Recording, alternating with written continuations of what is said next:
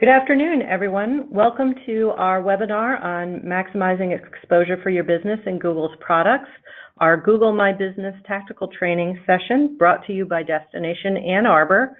We're going to give everybody a couple more minutes here to log in, and then we are going to get going.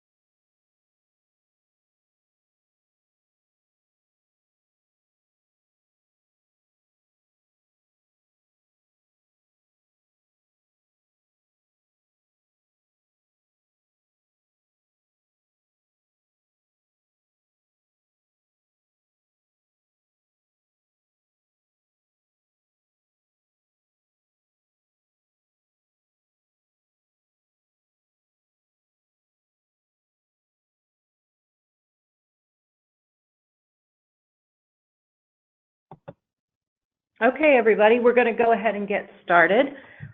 Destination Ann Arbor and Miles Partnership would like to welcome you to our webinar on tactical training for Google My Business. With you today, I am Kim Palmer. I am the Director of SEO and the Google Program Manager here at Miles Partnership. And I am joined by Patrick Rogers, our Content Strategist on the Google Program.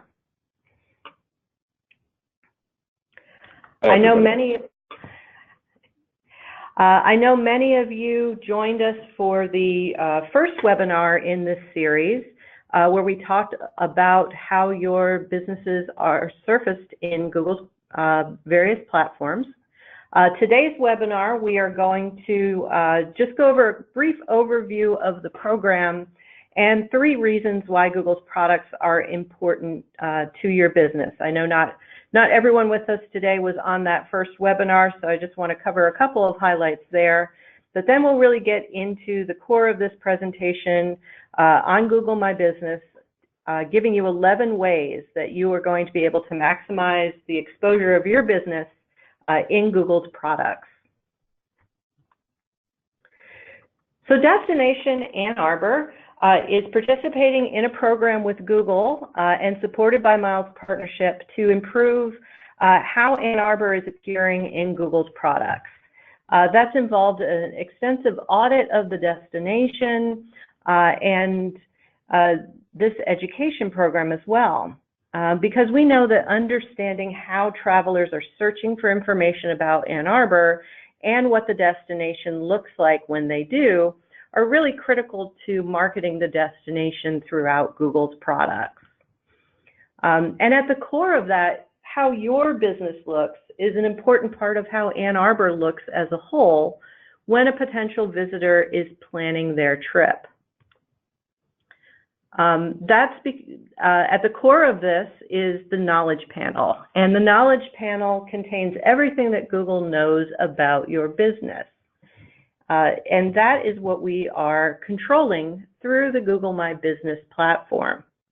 We know from Google's own research that the more complete your listing is, the better results you're going to see.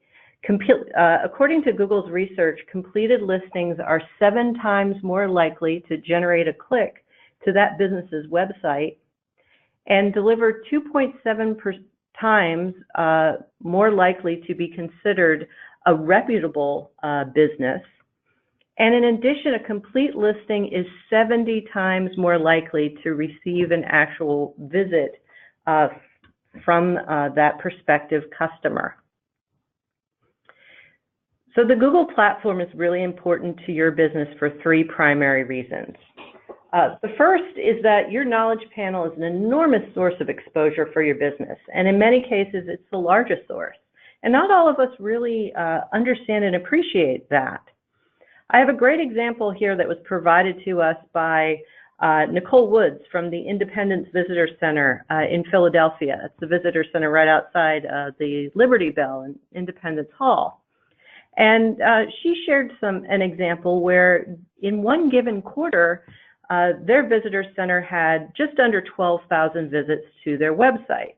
Now, most of us gauge the success of our digital marketing by the traffic to our websites. However, logging into Google My Business and looking at the insights available there, she was able to identify that their visitor center also appeared 250,000 times in Google search results, and that their knowledge panel listing was viewed over 11 million times in that quarter on Google Maps. That's 1,000 times more exposure in Google Maps than their business was receiving just by gauging through website visits. Secondly, the information about your business is getting used in a whole bunch of different places on Google. And this is something we covered in a great deal of detail in the last webinar. We went through a lot of these products in more detail about how your business is listed, but Google search results, maps, images, trips, Google Flights, YouTube, the same core information about any given business is what is being pushed out into all of these different Google products. That's why we see such a tremendous reach for your business listing. And number three, a lot of that important information about your business is coming from your customers and not from you. And that's what we are really seeking to influence through this webinar in learning more about how to utilize Google My Business.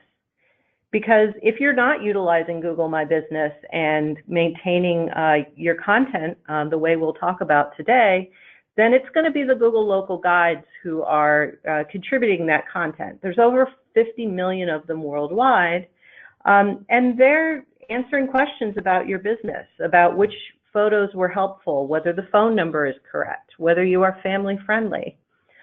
There's a whole bunch of different information, including reviews, ratings, photos, questions and answers, etc. The Google local guides are contributing to businesses.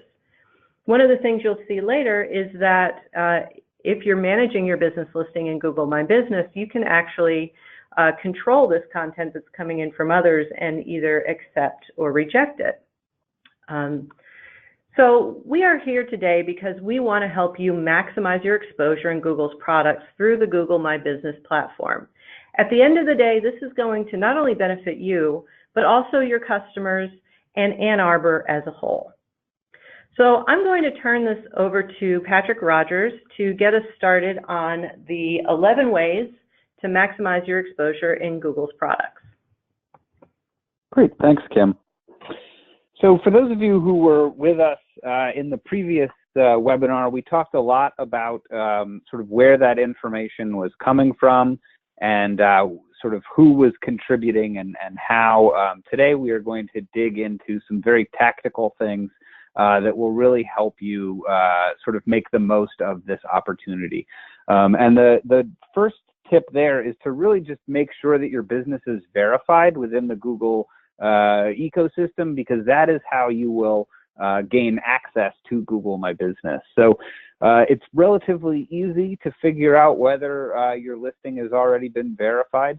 If you do a search for your business and you see a call to action that says own this business or claim this business, then that means that your location has not been verified. If you see your knowledge panel and it doesn't have this, but you don't know how you or who has claimed it, then there are some additional steps that you can take to try to gain access to that listing through the GMB portal. And that's something that Google's customer service can help you with as well. Sometimes we find that people had their location verified by a manager who's no longer with them or something like that. That's all relatively easy to solve as long as you have a Google account and go to Google My Business and try to claim that location. The rest of it kind of goes from there. So once you are verified, there are a lot of benefits that you will find within the platform itself. One of those is business descriptions. So most businesses, hotels are an exception, but most businesses have the ability to create their own business descriptions, and those will appear in their knowledge panel in the overview section. And it's a great way to, really sort of provide a concise introduction to your business for users. Also an opportunity to work in, some possible keywords and things that are sort of relevant to your business and how you would want to be found in search potentially. That is text only. You can't link to things within that, so you can't use that to put in a link to your website. But that is, there are other places where that information can be stored. One of the other big things you'll want to do is make sure that your hours are accurate. This is something that we hear frequently in consumer testing, that, when a location has incorrect hours or doesn't have hours listed at all, that's a pretty big deterrent to visitors because, obviously they don't want to be wasting time going to a location that potentially isn't open when they want to be there. And so that is a really big opportunity. Once you're verified, you'll also get prompts from Google checking on whether your hours will change for holidays, for example. And so there is a lot of value in making sure that that information is correct, because it really will be something that consumers will use to potentially decide whether or not to visit your location physically. Another big reason why you should pay attention to your hours is that those are now being returned as answers within search results. So if a user asks the web search when you are open or uses the voice search functionality in the Google Assistant, then that is going to display the hours directly from your GMB listing at the top of that search result, or the voice assistant will actually read that back to someone. And those exposures are actually documented in the data within GMB, so you can actually track how much visibility you're getting from those types of queries and in that type of search result. So a lot of value there. One bonus tip for hotels is within GMB you have the opportunity to monitor your amenities. And these are a pretty big deal.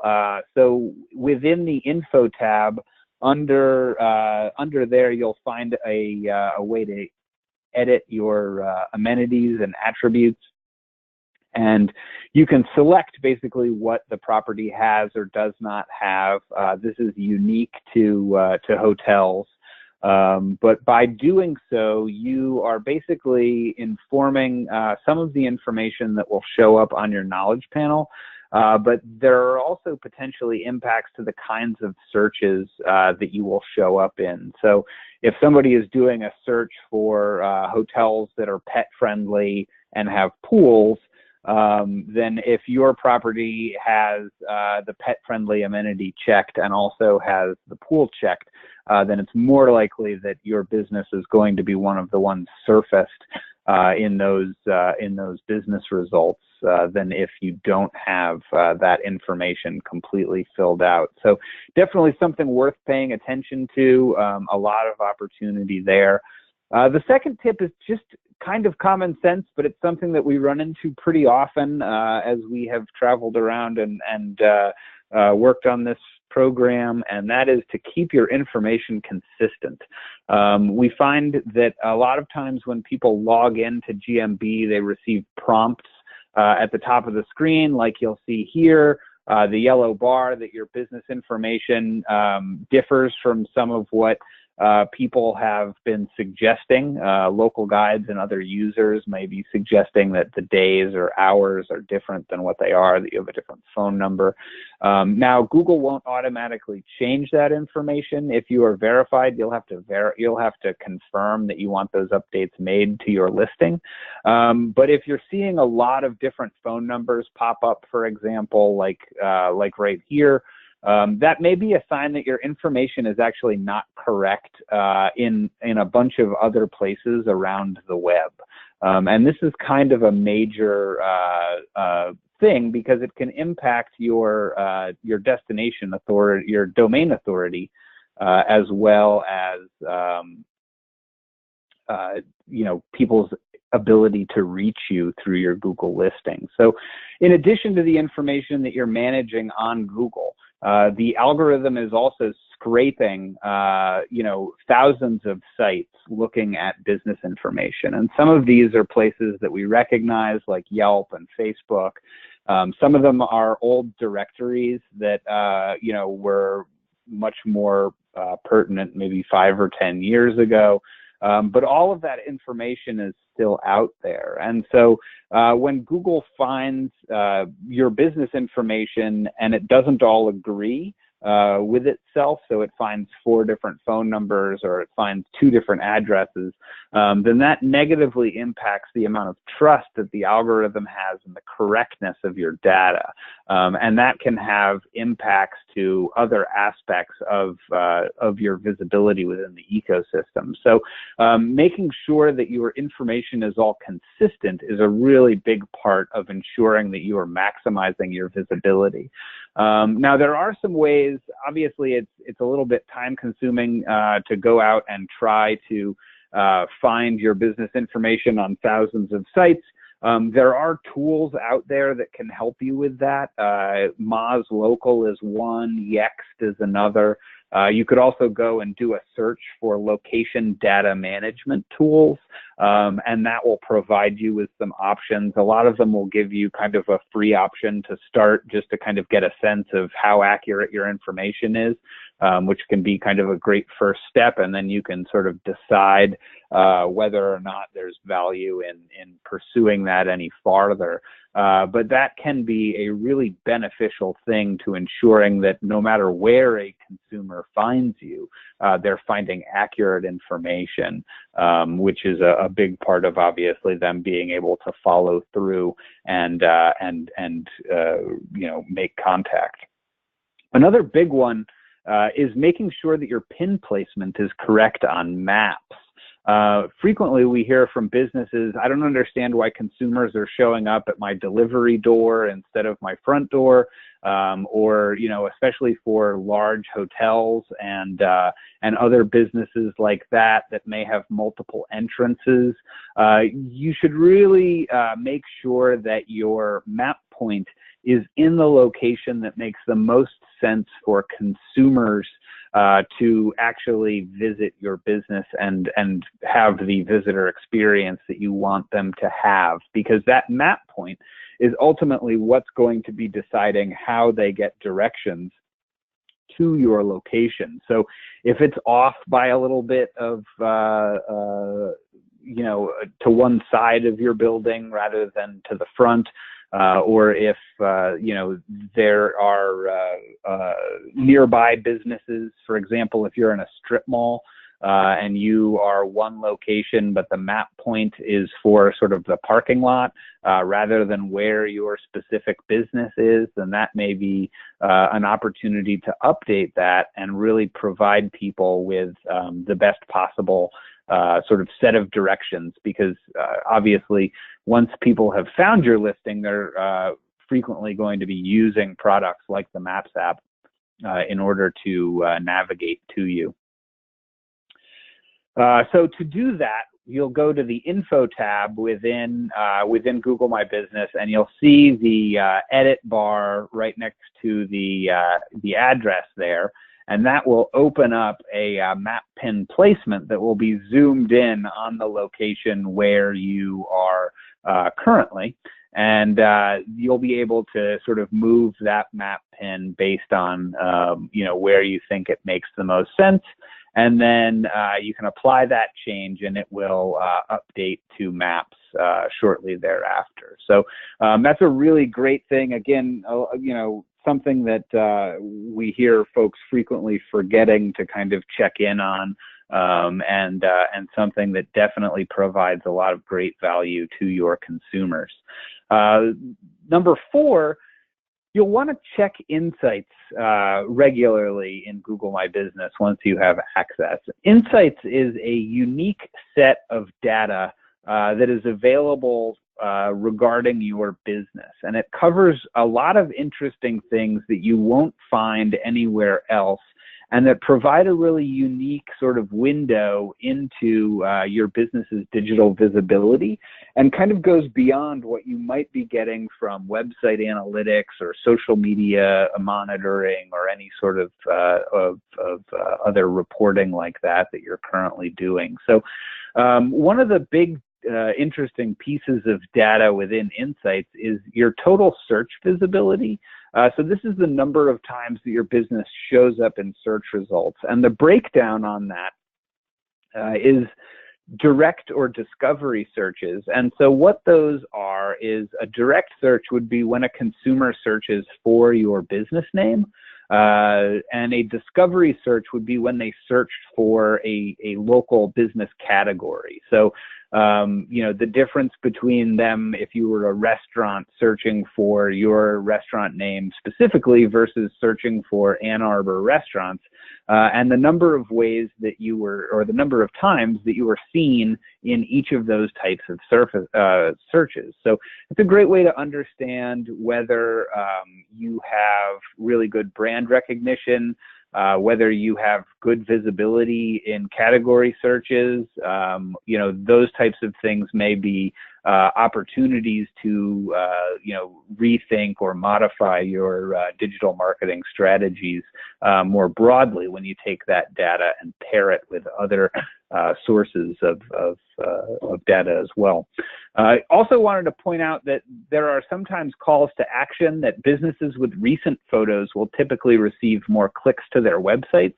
That's something that we're going to revisit in a little bit, because photos are another major piece of how you can potentially be winning consumer engagement within the Google product ecosystem. But there are a lot of other insights as well that are very informative for your business. So one of those is how visible you were in search results versus how visible you were in Google Maps. And as Kim sort of alluded to with the Independence Visitor Center example, and something that we have seen in a lot of different markets and with a lot of different businesses, is that many locations that are in high traffic areas are receiving significantly more visibility in maps than they are in search. And many of them don't realize it until they get into GMB for the first time and actually start to take a look at that data. So, this particular example, this property showed up in search more than 300,000 times in a 90-day period, but it showed up 1.6 million times in maps. So its total visibility was more than 2 million impressions for consumers, which was many times higher than its website traffic during the same period of time. Sort of related to that is, once a user actually sees your business listing within Google, you'll also be able to understand what actions they took after they saw that listing. So for example, you'll be able to understand whether they clicked through from that listing to your website, whether they requested directions via maps, whether they called you. Those can be really insightful learnings to have. And again, kind of an interesting complement to some of the website analytics and other types of data that you may have that sort of start to illustrate how well you might be converting off of your digital presence. Because if you're a restaurant or a retail location, for example, getting someone to request directions is a pretty good sign that they actually came through the doors at some point. So there are quite a few different pieces of data beyond that consumer engagement. You can also see where people were when they requested directions. And these pieces of data are also available for download. So in addition to being able to see a lot of different data, you can also aggregate these things and store them over time. You can also see photo views for your business and the number of times that photos of your business have been surfaced in comparison to businesses like you on a local level. So going back to that idea that businesses with recent photos often get more clicks and more visibility, this particular location, which was doing a good job of managing its photo set within GMB, had received 28% more views than similar businesses within its area had. So, you know, that's something that you can start to learn and understand from, is seeing both the visibility of your photos as well as the quantity of photos that you have in comparison to local competition, how many you've added versus how many other customers have added. And that can provide a lot of really interesting opportunities to optimize your listing. One piece of data that they just added into GMB is actually the keywords that people searched when they found your listing in search. Now, this is something that used to be available to people within Google Analytics back in 2012. And then they took away that keyword data.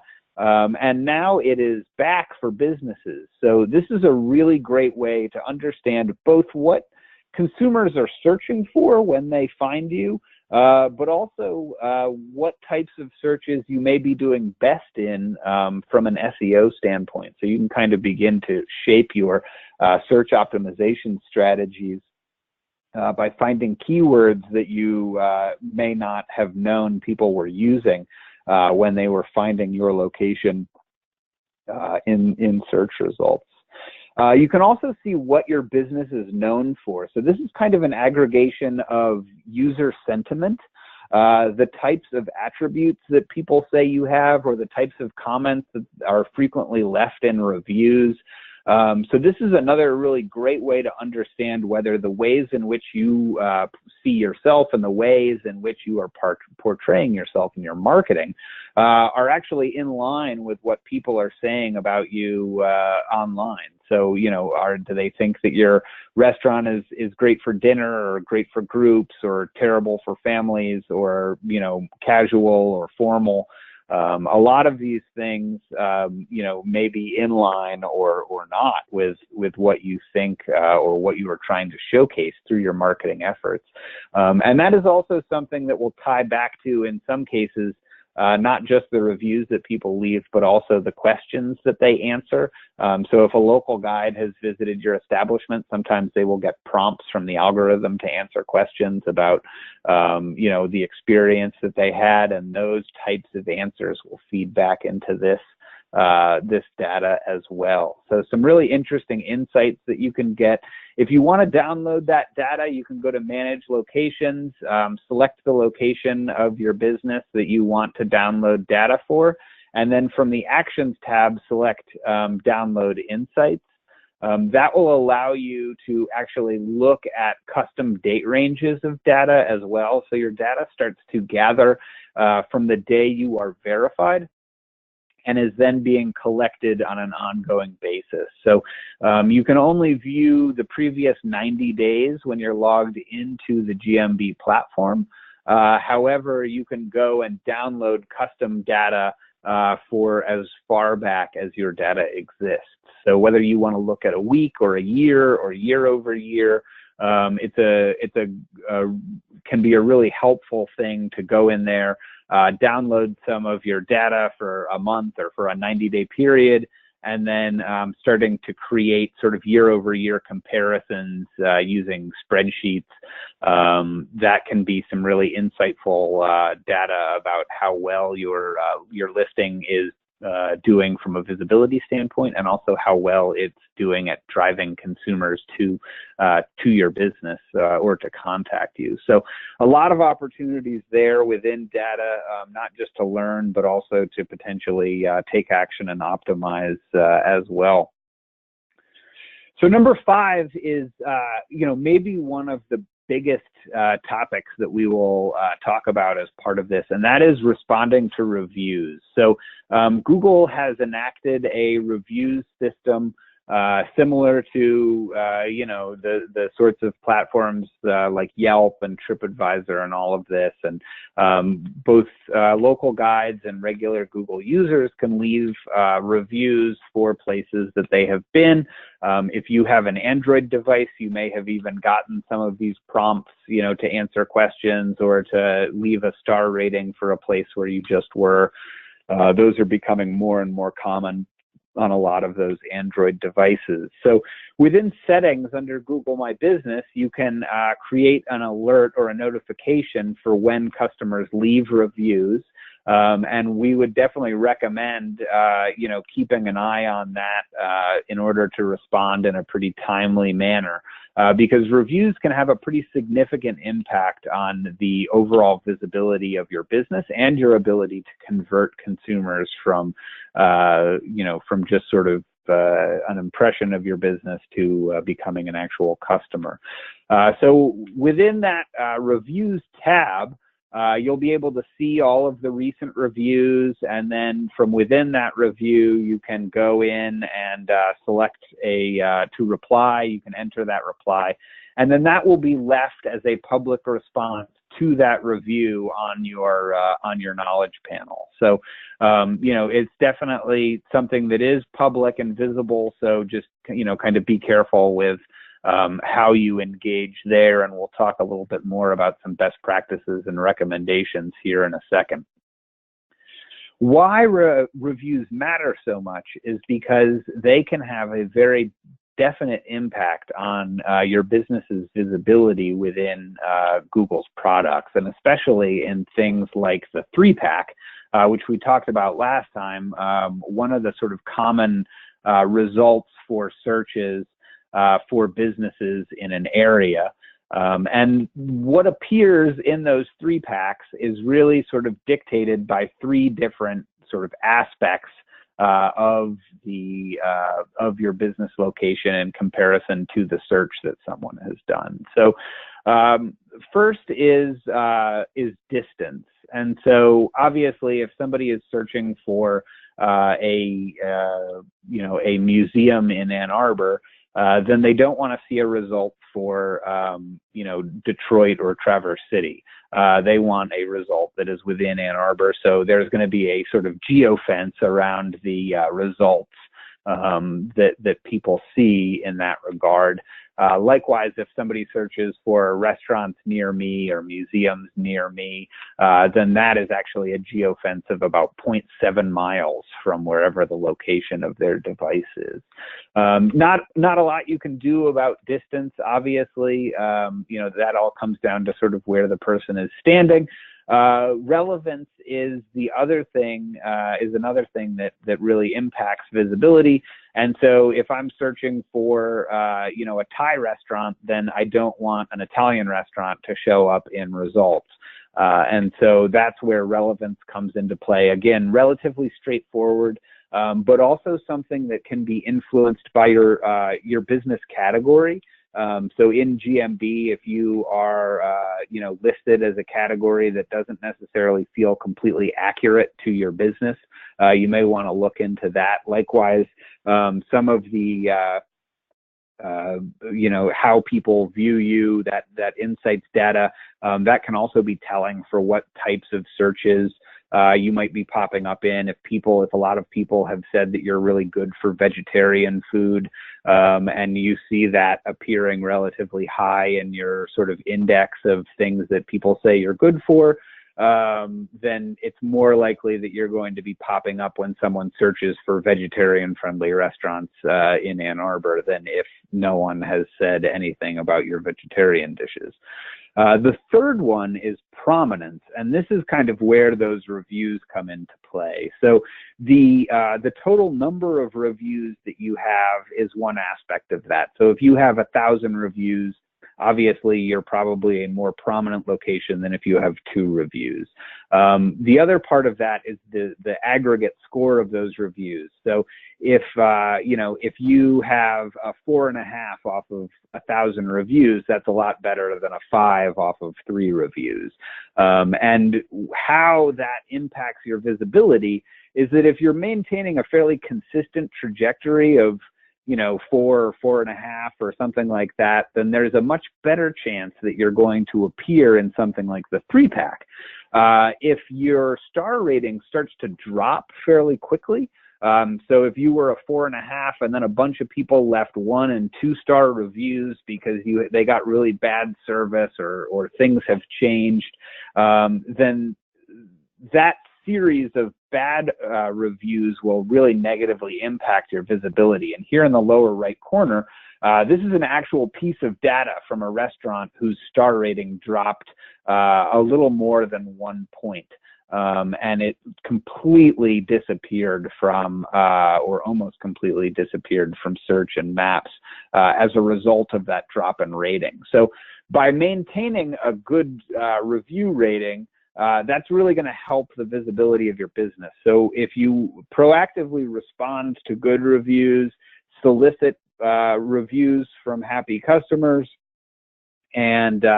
and respond to negative reviews in a timely manner so that people will take those down, then those are big opportunities to maintain the visibility of your business. So when someone leaves you a good review, and not just a 5-star rating, but a really sort of thoughtful review, we definitely recommend responding to those, saying thank you. A lot of people are leaving a lot of reviews. Sometimes they're really active local guides. So you definitely want to reinforce your business name, your location, maybe mention something that's not, that's not what they talked about, but that gives them a reason to come back. Those are great ways to sort of develop that relationship with a user and turn them into a real advocate for your business. Let them know that somebody out there is really paying attention. If it's a negative review, obviously these do happen. But you'll definitely want to keep it a little bit shorter. So, apologize if you feel that they had an experience that really wasn't representative of what you offer. Typically, maybe you were short-staffed and got slammed and everything just went sideways. That definitely happens. We would not recommend mentioning your business name or location in that case, and just keep it short and recommend that they contact you offline.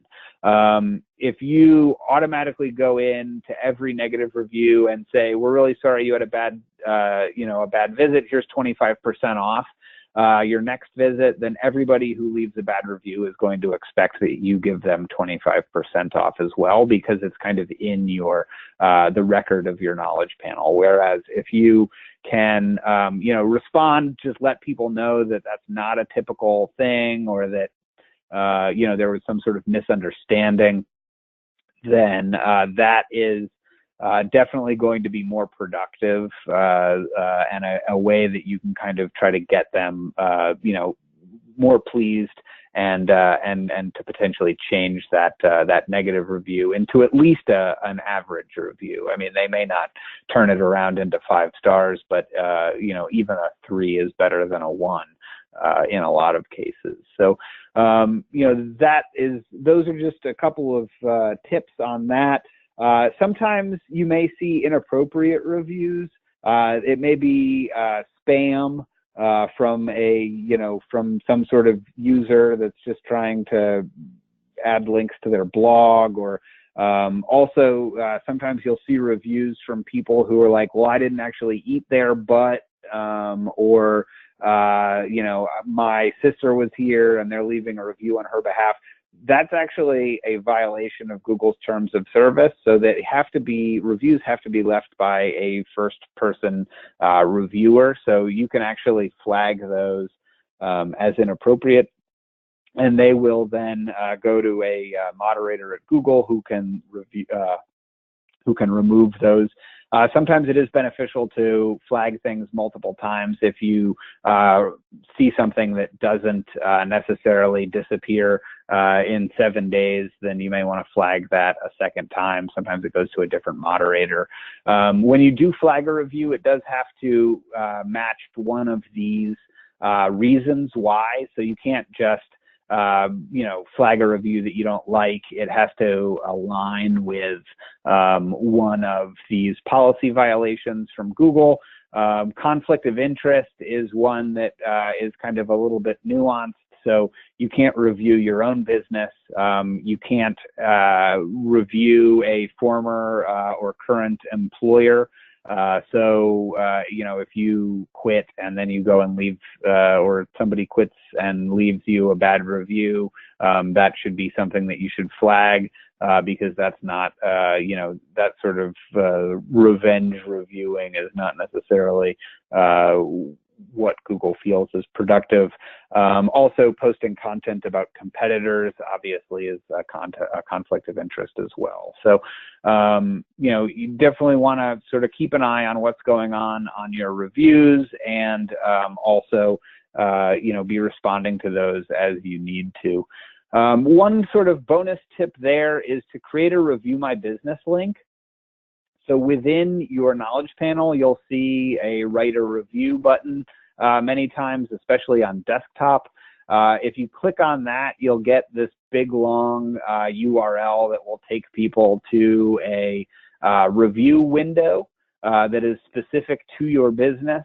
And so if you take that and then go to a URL shortener, something like tinyURL or bit.ly or whatever sort of URL shortener you prefer, you can take that big long link and you can shorten that down, and then you can potentially customize it as well, so that you can have something that's relatively easy for customers to use to access your listing and leave reviews. And that will really help to increase the number of reviews that you're getting, which will also be beneficial.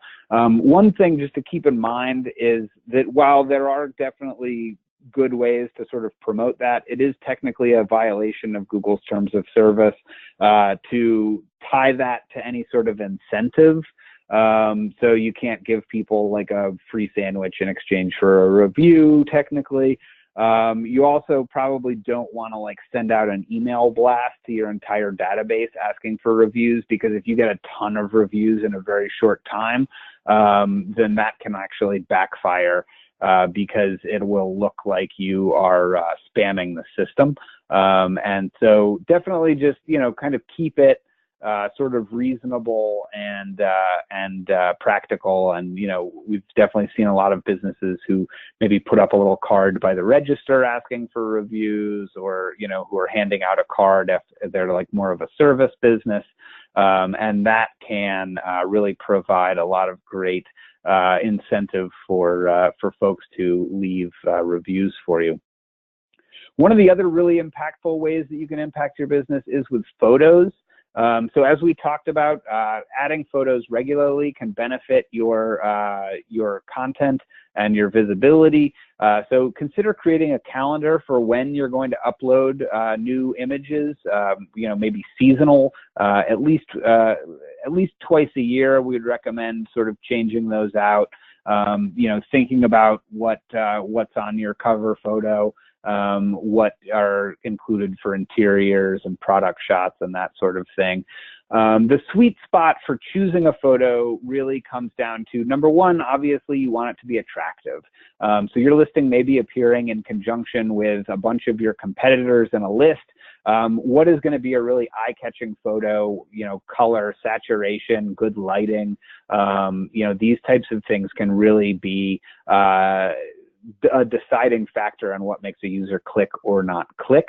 Likewise, you want something that's going to be informative. You want something that's going to give people a good understanding of sort of what your business looks like, what they should expect.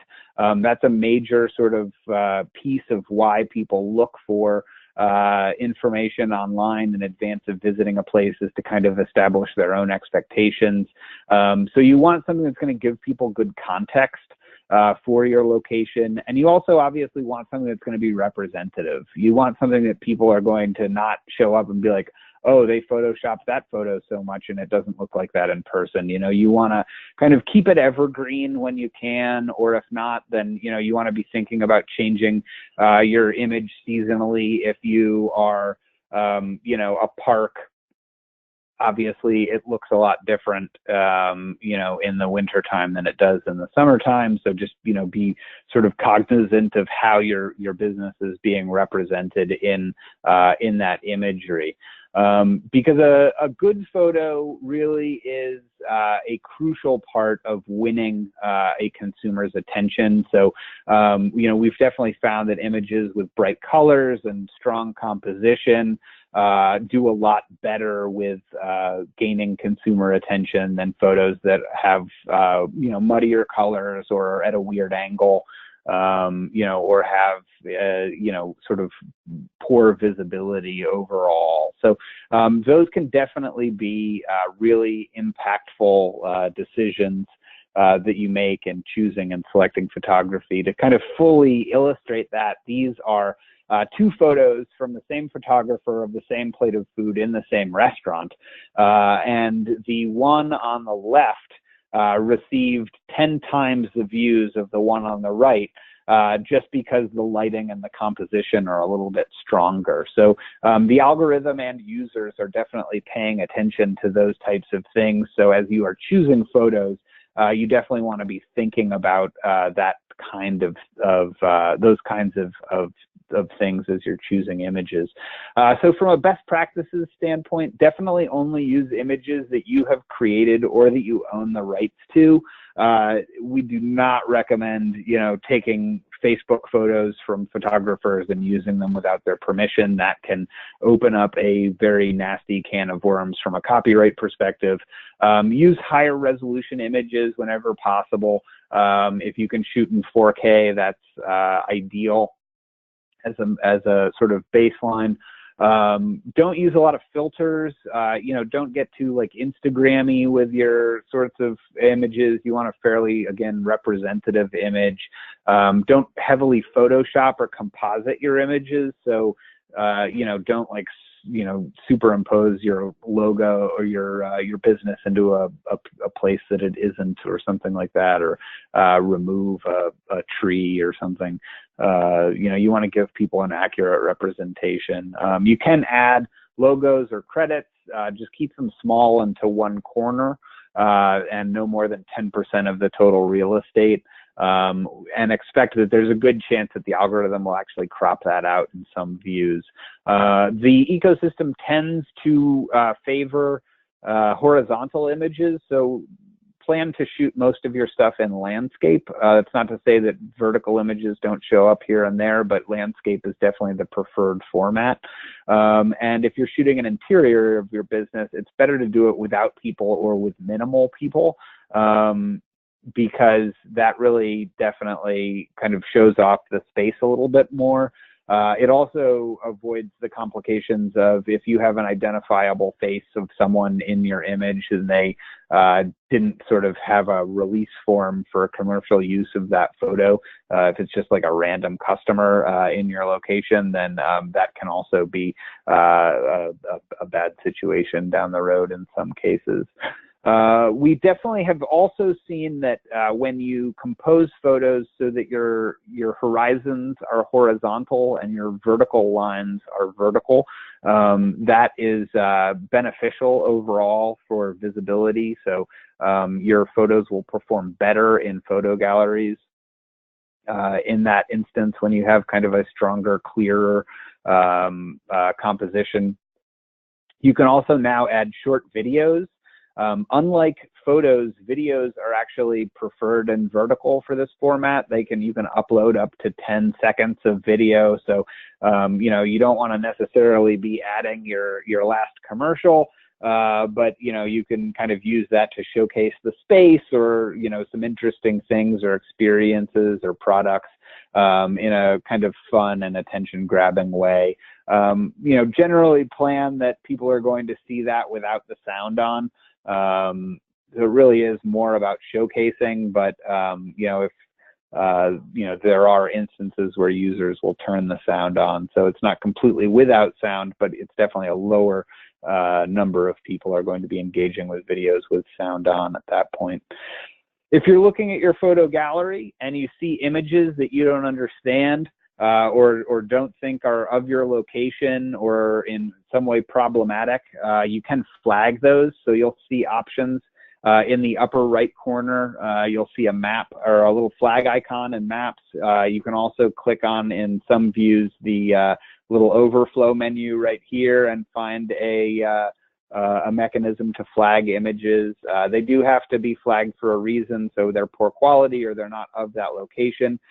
Sometimes we see the GPS metadata in photos confusing the algorithm. So if somebody took a photo outside of your business looking across the street of like a car accident, but they're standing near your business, then the algorithm mistakenly thinks that that is of your business. And so, you know, we do sometimes see sort of strange photos popping up in businesses that don't belong there, but there is a mechanism to get those removed. And sometimes if they don't get removed right away, you may want to flag those again. It generally takes up to 7 days for that photo to be removed. However, if you have some really problematic content that doesn't get removed after you flag it, you may also want to engage customer support at that point. So go to settings and you can reach Google's customer service and try to get somebody involved there. You can also choose your cover photo. So you can actually indicate to Google what you think your top pick is for your photo. That is not a 100% guarantee that that photo will show up in the cover spot of your knowledge panel, but generally speaking, there is a pretty good, you know, sort of probably more than 70% of the time that image is what actually shows up. So, you know, there are instances where the algorithm will find a better image in its opinion, but really good idea to set that and sort of tell it what it is that you want to be showcasing. And with that, I'll turn it back over to Kim to cover a couple of additional tips and really make the most of your visibility. Thanks, Patrick. So picking up here with number 7, we want to talk about paying attention to the questions and answers that are submitted about your business. This is a little bit different than responding to reviews. And in the last year or so, Google released the ability in your knowledge panel directly for customers to post a question, to ask a question about your business. You can see in the example here, a question being asked about, do you have a gluten-free menu? And this question is getting posted directly into the knowledge panel. Now, what tends to happen is these questions get answered pretty quickly, but they're typically answered by local guides. And that can be sort of a blessing and a curse depending on who responds. We see one gentleman here, when the question was asked, when is the fall motorcycle meet? Responded that I'd say it's in the fall. So thank you, Captain Obvious, for the answer on that one. But then you have another answer here that is very specific and accurate about which weekend in October it is listed and if the first falls on a Sunday, etc. So we've got one strong answer there. And then we have someone else who says they think it's the first weekend in October. And as much as it always amazes me that people will respond to these questions when they only think they know the answer, that does tend to happen fairly frequently. And in fact, Moz, which is a SEO platform, and they have a great deal of research done by their organic search team, did an analysis in the San Francisco market of about 123 businesses in the area. And about 25% of them actually had questions posted in their knowledge panel. But at the time, a whopping 0 of them had any answers that were from the business themselves. Part of this has to do with your approach to responding to questions has to be a little bit different than reviews. Right now, there isn't a navigation option in Google My Business for questions and answers, much like there is for reviews, where you can just log in there and pick questions and answers and post your reply. What you have to do is set up notifications. So if you go into the settings menu, there are a number of options here about when you will get emails, notifications, and about various things. One of the things you're able to select is to get alerts about questions and answers that are posted in your knowledge panel. So when you do that, and a customer posts a question about your business, you will get an email that says that this person has a new question on your listing, and directly from that email, you can click the Reply Now button, and it will take you to a dialogue that allows you to post an answer to that question. Now, in the case where you find questions and answers on your knowledge panel that are not helpful, are inaccurate, etc., much like photos and reviews, you do have an opportunity to report any sort of response to a question about your business that doesn't belong there. Certainly, if the information is incorrect, but also sometimes you'll get things that are spam, advertising, hate speech, etc., that you want to have removed from your knowledge panel. So again, you use that hamburger menu in the upper right-hand corner to get this dialogue about a question or an answer that you would like to report. Also, when you have a question and answer, there is actually there's no penalty to submitting your own questions and answers. So if you have a frequently asked question about your business, you can post that question as well as post the response so that it is available in your knowledge panel. The other thing you can do is upvote responses that are helpful, whether they are things that you have submitted or things that other individuals have submitted. So this little thumbs up button here, when you upvote questions or answers, they're more likely to appear at the top of the list in your knowledge panel. So tip number 8, we're going to get some free screen real estate from Google by using posts through the Google My Business platform. And posts appear in your knowledge panel, and as you can see in the example here, they give you a great deal of space in that knowledge panel to promote events and special offers and things that are really happening at your business. You can see an example here, the Clearwater Marine Aquarium, which is the home of the Dolphin Tale movie down here near me in Florida, is having a sale with Winter the Dolphin, and they've been able to promote that directly there in their knowledge panel.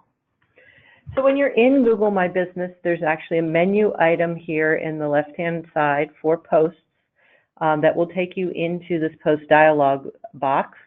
One of the new features that's been updated recently is a snapshot of the statistics on the success of your posts.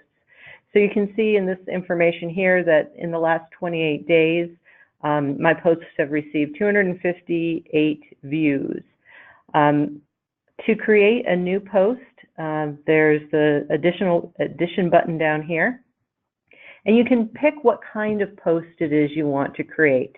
Is it an announcement about something new, an event, a special offer, or a product? And how the dialogue is formatted to create that post varies based on which type of post you're creating. So this is where you upload a photo as well as write the content for your post.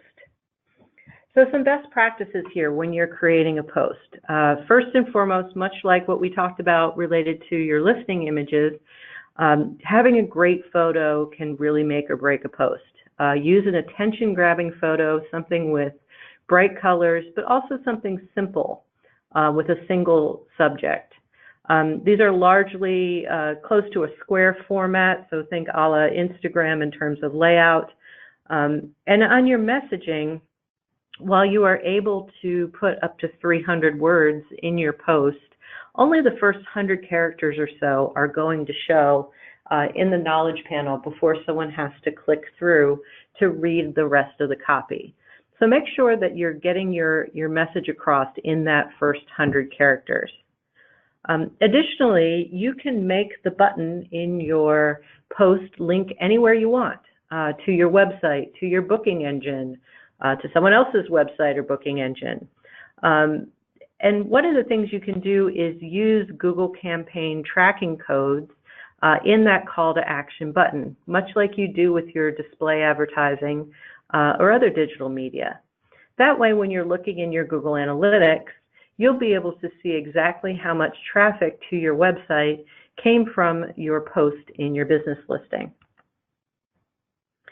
These are a few examples of what posts can look like. While you can control the image and the copy, there are 6 specific buttons to choose from for the call to action. And those are book, order online, buy, learn more, sign up, or get offer. You can choose from any of those for that call to action button and link it through to anywhere that you would like. Some other best practices for using Google My Business posts. We do recommend that you keep 2 posts live at any time. That's really maximizes the available space and the view rate of your posts. More than 2, you're probably going to reduce the visibility of your oldest post. I think you can have up to 7 or 10. You have quite a few posts live at any given time, but chances are folks aren't going to scroll through a whole bunch of them. So better to keep it at the ones that will be visible. Posts are only live for a maximum of 7 days. The purpose behind this feature is to really post current information, feature events, what's really happening in the immediate future with your business. So those posts will expire after 7 days. So if you have something that you want to keep visibility on longer than 7 days, you will have to go back and repost that information. We also recommend that you post in the early part of the week if you're promoting something that is coming up that following weekend. Maximizes the amount of exposure you have to folks during that sort of early in the week planning phase for what they're planning to do this weekend. Number 9 is going back to images. We're going to talk about 360 images. 360s are the images where you can look all the way around you, up, down, and around in a business. And Google has really, in the recently wanted to feature 360 images more often. And it's a great way to really give a sense of what your business is like to potential customers. And really only recently has the hardware to do 360 imagery well become readily available. So you have a couple options if you want to have 360 imagery of your business available. One is the do-it-yourself option. We highly recommend the Ryko Theta V. It's about a $400 camera, but it takes really high quality imagery. The photo you see here from the patio at this hotel was taken with that camera. It has 2 fisheye lenses and stitches together that 360 image for you. So for a relatively inexpensive price point for the camera, you can go around and shoot those images for your business. Your other option is to reach out to Google and get connected with one of their Google Street View trusted photographers. This is a program that Google created so that local photographers can be certified to do 360 imagery and Street View for local businesses. Now, I'll be honest with you, the only criteria to become Street View certified is to upload 50 images, 360 images to Google. There really isn't criteria on the quality of those images, and there are also no Google guidelines surrounding the pricing for this service. So much like when you are arranging professional photography for any other part of your business, definitely make sure that you're looking closely at the portfolio of who you plan to deal with, as well as negotiating on price to what is fair for both parties. So if you go to google.com/streetview/hire, the Google Street View Trusted program will match you up and give you contact information for Street View Trusted photographers in your market. As an added bonus, if you are going to invest in 360 content, which we certainly recommend that you do, one of the footnotes I meant to mention here is that a lot of times what we've seen Google doing, if a business is not uploading its own quality 360 images, is that Google will just grab a still out of Google Street View and associate it as a still image with your business listing. And I got to tell you, the street view images are usually not all that complimentary. They're usually the outside of the building or the parking lot. So you definitely can do much better. So when you do plan to invest in 360 imagery for your business, you can extend the use of that content by embedding those images into your website. If you're in Google Maps, if you click on the hamburger menu up there by your contribution, there's a share button. If you click the share button, there's a link that says embed map. And that piece of code is what you can put on your website to embed that image into your website so that it's also visible as a part of your website content. Number 10, we're in the home stretch here. We're going to talk about setting up messaging to connect with your customers. This is a little bit different than questions and answers or responding to reviews. This is actually allowing you to receive text messages to a specific phone number from potential customers. So in the left-hand navigation, there's a button here for messaging. And you'll get this dialog where you can put in the mobile phone number that you want to receive the text messages. If you click the next button, and if you're participating in this program, in addition to the buttons for directions, call, save, etc., a messages button gets added. If I click on this message button, I get this dialog that says, "Thanks for reaching out. How can I help you?" And the person can type in their message, and it is texted to the cell phone that you've identified in the dialogue there. And you can have a back and forth text conversation with folks who participate in this program directly on your phone. So certainly something to give some thought to. This is a great opportunity for some businesses to interact directly with prospective customers. Particularly if you're someone like a fishing charter or the type of business that's not always in the office or by the phone, it's a great way to communicate.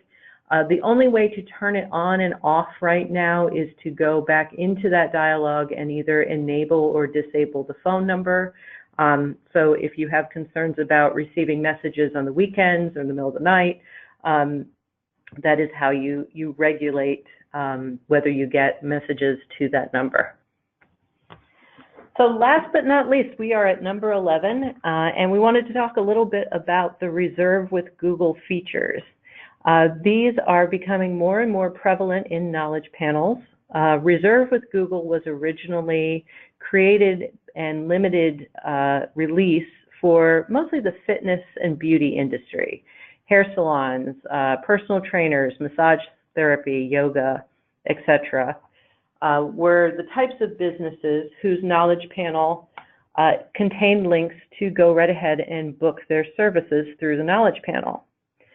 And this is done through Google integrating with some of these third-party providers that businesses are using in order to provide booking services, both on their website and through these services as well. But if you look ahead to what Google lists as it's coming soon, you'll see that there's definitely some momentum in the travel industry. Beyond things like salons and yoga studios, there's now opportunities for bookings for tickets to things like museums, attractions, and events. So here's an example that we found for the Empire State Building, where the Reserve with Google has been integrated directly into the knowledge panel. So as I'm looking at that knowledge panel, there's a Find Tickets button. And when I click through on that, again, I haven't left the knowledge panel, and I'm able to look at the schedule and pick a date and a time for my tour, as well as pay for it directly through this dialog here, either with Google Pay or another payment provider. So in this way, I have gone ahead and booked my tour as a part of my vacation, having never left the knowledge panel from Google. In addition, businesses that are part of one of these programs also receive some additional exposure on places and maps that feature just businesses that are bookable. So we highly recommend that you watch for reservation integration in your area. In Google My Business, on the left-hand side there is something there for bookings. If you are a restaurant, you likely have already seen this if you work with someone like OpenTable, where that can be set up to connect those accounts. So depending on who you work with and what kind of business you are, you may have information here about how you can integrate bookings with your Google My Business listing. As a side note, because this question has come up before, if you don't want integration, the first thing you have to do is contact the provider. In this example, DoorDash is one of the food delivery services available as a part of this program. And if I owned this restaurant, I did not want DoorDash integrated into my knowledge panel, I would first have to delist my business from DoorDash and then ask the Google My Business support team to remove that ad from your knowledge panel. So those are our 11 ways to maximize your exposure in Google's products: claiming your listing, keeping that core information current, making sure your information is consistent across other channels, updating your pin placement on maps, checking your Google Insights regularly, responding to reviews quickly, adding great photos, paying attention to questions and answers, leveraging both posts and the value of 360 images and virtual tours. If it works for you, to set up messaging, and keep your eyes open for Reserve with Google features, because that's going to become more and more prevalent in the Google ecosystem. So that is all of our tips for today. I do see that we've gotten some questions over here. If you have a question you'd like Patrick or I to address in the GoToWebinar dialog, you'll find a panel for questions and answers. If you want to go ahead and type in any question that you have into that panel, we will go ahead and take a look at those and start answering some of those.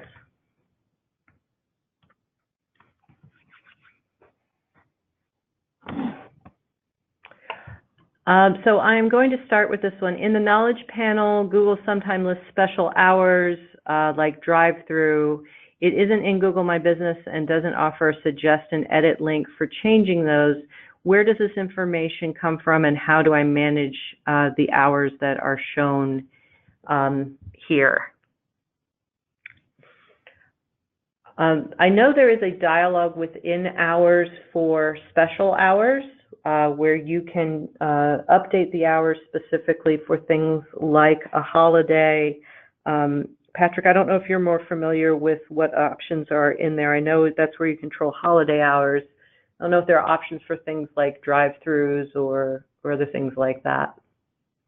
Yeah, that's actually the first time I have heard of that instance. That would definitely be the first place I would look, was in that the special hours feature within. The other opportunity that might be there is if your website has different hours listed on it. So if you have both sets of hours listed on your website somewhere, it may be getting them from there, especially if you have the correct website listed as linked in your Google My Business profile. And then you may also want to consider looking at structured data markup for your website. There are ways, structured data markup is basically like little tags that go within the source code of your website's content that highlight where specific pieces of information are. and there is a structured data markup for business information that includes hours and address and some of those things. So adding that, that's not something that you can sort of do yourself through the content management system. It's something that you would have to talk to your website developer about. Generally, it takes just, a couple of hours to sort of make those changes.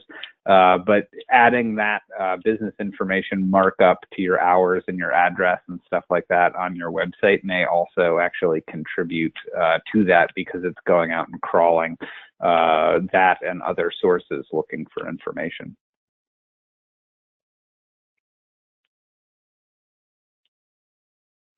The next question is, my main photo is not attractive, but it doesn't belong to me, so I can't delete it. Google is using a photo a user posted. So two strategies there. First of all, if you have that photo that you don't think is of high quality and you'd like it to be removed, go to that hamburger menu in the upper right-hand corner of the photo, and you can flag it. One of the options in photos is poor quality, and you can request for it to be taken down. One thing I've also found that works, if that doesn't happen after a week or so, have some friends and family also flag that image. Sometimes multiple votes against an image will help it become taken down. And if that doesn't work, you can also reach out to support. In addition, you can upload your own images, and you can select which image you would prefer to be your cover photo. We've found in the last few months that more often than not, Google is honoring that request for your cover photo to be that lead photo. So I think by doing those two things are the best way to address that concern. We also have a question about whether posts are available for hotels and golf courses. Posts, unfortunately, are not available for hotels at this time. That is one business category that doesn't have that feature. I'm pretty sure that golf courses do, though. As far as I know, golf courses should have access to that. I think hotels were the only group that were not able to access that. Yeah, I'm pretty sure that's what I have heard as well. Can we walk through the process of getting historical information from Insights one more time? Should I jump back to that slide? Let me see if I can do that super fast. Don't get dizzy. Look away from the slides.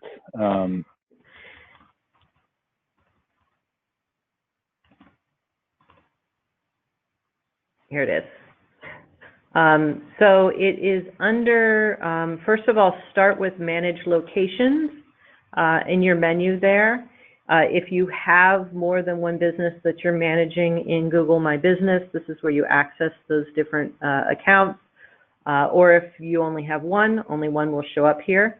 And select that business.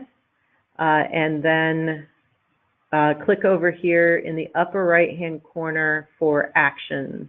You'll get a drop-down menu, and one of the options under Actions is Download Insights.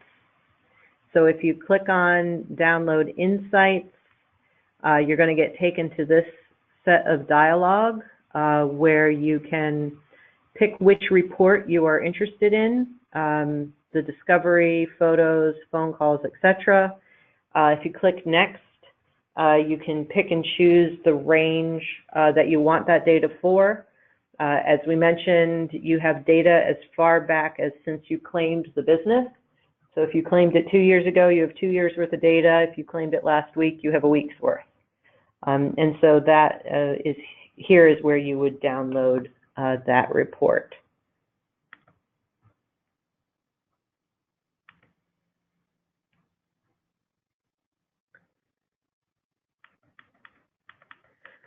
Let's see. The question about verification. verifying the phone number for messages to text messages.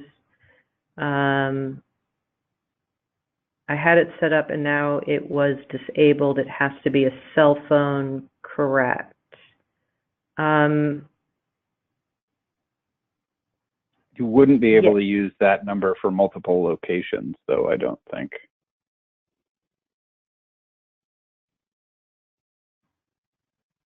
But yes, and as far as I understand it, yes, it has to be a cell phone. Otherwise, the user is going to get thrown an error that they've tried to text a landline. Let me know if that addresses your question there. This one is, my organization is a trail with many access points and businesses offering kayak rentals on it. Do I have a Google business listing that points to my office as a location? So you have two options when it comes to your location. Google's criteria for any business listing is that you have to have a location. You can't use something like a P.O. box. You have to have somewhere that people can interact with you. So your option is, as you mentioned here, to have your office as your location, and it will show up on the map in that location. The other option is to check there's a checkbox there that says, I deliver goods and services to my customers. That's a little bit misleading because you don't have to actually be a delivery service for that to be the right option for you. What it means is that you come to your customers, that you're not operating out of a single office location. We find folks like tour operators and wedding planners are frequently using this option. So if you use that option, you can say that you provide goods and services within, say a 10-mile radius of the city, whatever, it allows you to pick different radiuses there. And then you're going to not have a single location on the map, but be applicable to searches sort of throughout the area. There isn't a way that you could create a listing on the map that would highlight the entire trail. That is not something that the maps and GMB functionality is really designed to accommodate. You could create a map point just specific to your office, and then, include in the description that it is a place where people could get more information about the trail. That would probably be the most straightforward way, if I'm understanding the question correctly, to have that listing for your office, but there wouldn't be a way to necessarily highlight that trail specifically within the GMB listing. If you have a Wikipedia page about the trail, that is a source where Google will actually get information sometimes.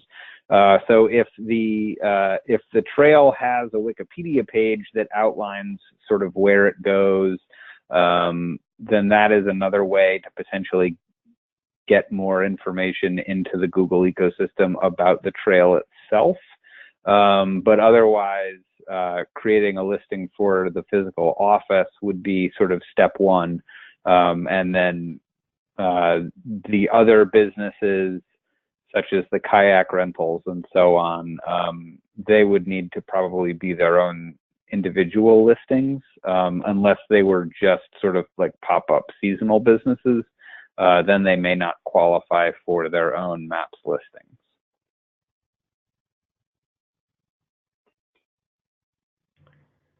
Thanks, Patrick.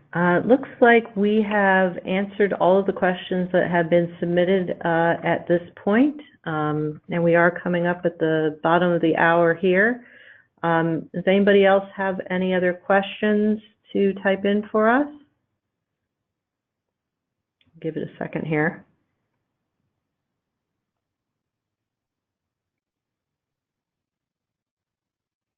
All right. Well, thank you all very much. Destination Ann Arbor is happy to present this content to you today, and Patrick and I from Miles Partnership have enjoyed sharing this with you. Keep an eye out for a recording of this webinar and follow-up materials to come from Destination Ann Arbor. Thank you very much for your time, and have a great afternoon.